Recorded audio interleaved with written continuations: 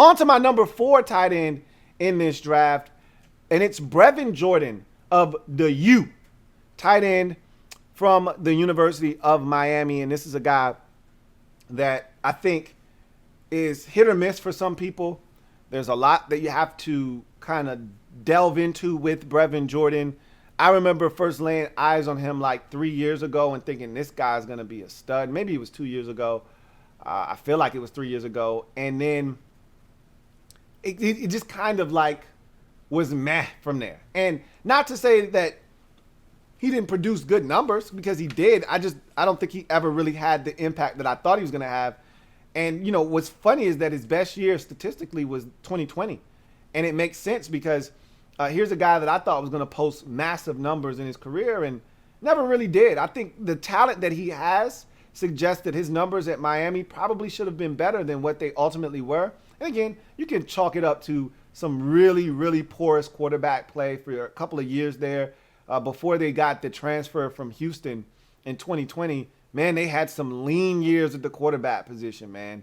So, you know, a bunch of brothers back there running around trying to make plays. It wasn't pretty. So I think his numbers could have been better had he had a better quarterback situation, as I mentioned earlier with Hunter. Was it Hunter Long or no, Trey McKitty?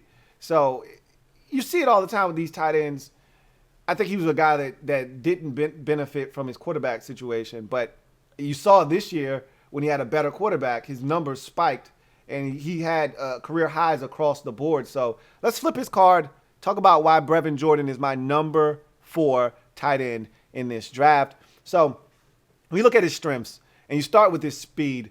4.67 40 is what he ran at his pro day, which is plenty fast. As I told you, anything sub 4.7 is fast in my book at the NFL level for the tight end position.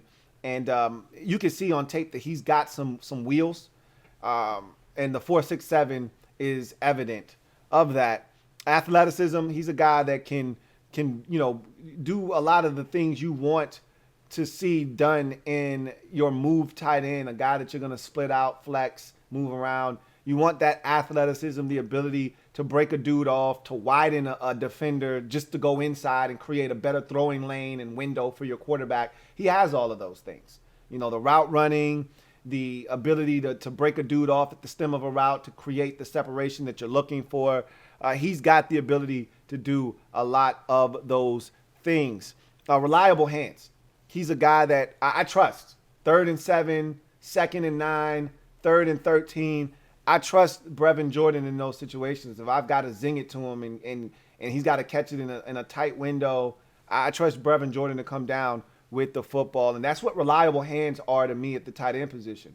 When I need you, can I deliver you the football? And it doesn't necessarily have to be in the most ideal situation. It might be extremely low because there's a defender beating down on you. And if I put it anywhere other than low and slightly behind you, you're either going to take a shot or it's going to get broken up. Can you go down and dig that thing out and come up with the catch for me? I think Brevin Jordan is one of those types of guys. Toughness and can catch in traffic. His toughness is something that shouldn't be questioned. This is a guy that played through a ton of injuries while at the U. We'll talk about that a little bit later on, but he's physical. He's not a guy that you talk about toughness as something that he doesn't bring to the table. He can catch it in traffic, as I just mentioned. Sometimes I did see some drops in traffic situations, but again, much like I talked about with Hunter Long, more times than not, you see him catch it in traffic than drop it. Competes in the run game. I don't love him in pass pro at all, and I think he can be better in the run game, but it's not from a lack of want to or a lack of not wanting to be physical or not wanting to give maximum effort. He's just not good at it, especially in the pass department. In the run game, he competes. He's physical, but you get holding penalties from him, a ton of them. You get him not being able to get to a reach block and having his guy make the tackle or, bust the play up. He overruns blocks quite a bit. So he competes, but we'll talk about that a little bit later on. Route running ability, as I mentioned, this is a guy that can run routes, he can separate. I love that about him. Vertical threat. He can get up the field. That 4.67 tells you all you need to know. But he's a guy that definitely can stretch the football field vertically. Run after the catch. As I mentioned, not necessarily all the time do you get run after the catch with tight ends. They're usually big, lumbering guys that don't give you a lot with the football in their hands. Brevin Jordan isn't that guy at Miami. They would a lot of times feature him in a bunch set. He would back up and they would throw it to him, get a couple of blockers out in front and see if he couldn't make something happen. So, you don't throw it to a guy at the line of scrimmage if you don't think he's got the ability to make something happen after the catch. Brevin Jordan does, and so he is a guy with some run after the catch. Formational flex, as I mentioned, with the tight end position, it's almost a must in college football nowadays. You've got to be able to move around and have your presence felt all around the football field, backfield, wing, slot, out wide, in motion, you name it, you got to be able to do it, and Brevin Jordan can do all of those things.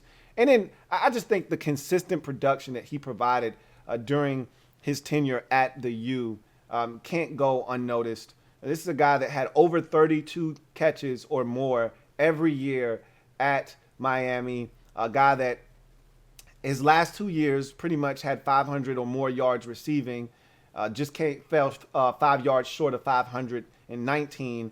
And in 18, as a freshman, he jumped on the scene and had 32 catches and 287 yards and 4 touchdowns, which is a lot more than most guys have in their freshman year. So this is a guy that was pretty consistent his entire career. I thought he could have been even better had he had better quarterback play at Miami. So I thought the production was pretty damn consistent when you consider his situation and the things that he went through while at Miami. Speaking of which, let's get to his weaknesses. Height, length, and catch radius, not, ideal necessarily. They're not necessarily weaknesses as I have them listed as much as they're not ideal. You're 6'3", you're 6'2", 6'3", and he's really 6'2". When you're 6'2", and you don't have the long arms, you don't have the catch radius that some of these 6'4", 6'5" guys have. Talked about Kenny Yeboah with an 81-inch wingspan. We're going to talk about Kyle Pitts later on. He's got an 83-inch wingspan. That's what you're looking for as a quarterback. I can not be right, and my guy can make me right. I can be a little bit off and a little bit errant with my throw, and my guy can still go up and make something happen. You don't get that same catch radius with Brevin Jordan. You just don't. Leaves a lot to be desired as a blocker. I told you he's not my guy in the pass pro game. I wouldn't even ask him to stay in and block as a pass blocker, which is not his strength anyway. You want an athlete like him out in the route anyhow, but if you get a protection where you look up and you got an extra rusher coming and you need him to stay in, he's going to have to be better than what he was at Miami, simply put. And I just think he needs to be a little bit better in his base as a blocker. I think there's some of the little fundamentals that he can get better at. It's not like a want-to thing or a lack of effort. He just needs to be better. He overruns blocks. He doesn't get to reach blocks fast enough to cut guys off on the backside of play, so they're able to cut off the backside cutback lanes and things of that nature. He doesn't have his hands in the right place, so he's getting holding penalties, things of that nature. He's just got to be better, more technically sound, and with some coaching, I could see him getting better and improving in that department.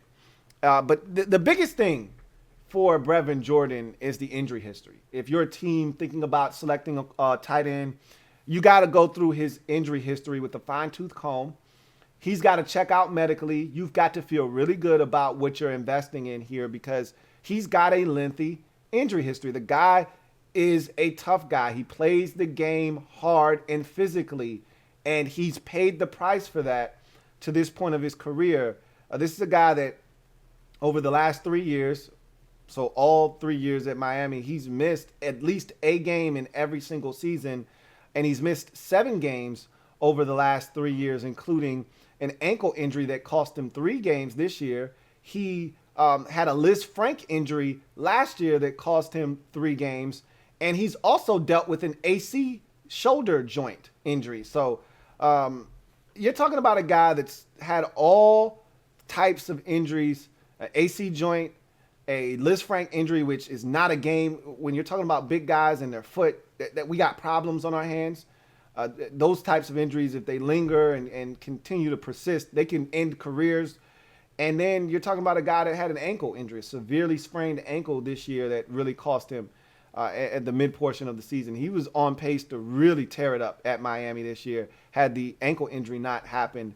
So that's something you have to consider with him is, hey, am I going to get a guy that can stay healthy or am I getting a guy that's injury prone? If you are able to get past his injury history, there's a lot here to like. I've got a day 2 grade on him. I project him to go in the second round. I don't see how he makes it out of the second round. He's not making it out of day 2. If he doesn't go in the second round, he'll definitely go in the third round. And the only way I don't see him going in the second round is if teams ding him on his injury history. But if he is medically cleared and they just had all these prospects meet up in Indianapolis to be tested medically, because that's what Indy is really for, the combine more so than anything else. We love to talk about how fast the guy ran or how high he jumped or if he had a great day catching it. But they really care more so about the medical, which is what you get in Indy. So they had a lot of these prospects meet in Indy. And I'm assuming he's going to be one of those guys because the medical is important for a guy like Brevin Jordan. But I see him as a Jonnu Smith type. That's my comp for him. Same size, same athleticism, same body type and build, same movement skills. Everything about Brevin Jordan. This is my most secure and comfortable comp is Brevin Jordan to Jonnu Smith. They're the exact same player, if you ask me. Same size, same athleticism, same movement skills, same ability to catch the football, same physicality in the run game. They look like splitting images. If you just changed the name on the back of the jersey, if you slapped a Patriots jersey on Brevin Jordan and put Smith on the back, I would think it was Jonnu Smith, to be honest with you. So I feel probably this and the Kyle Pitts comp are the two I feel the most secure about. But nonetheless, I don't see how he gets passed over in the second round. I think he's a second-round pick all day long, all day strong. Brevin Jordan, my number 4 tight end in the 2021 NFL draft. Louie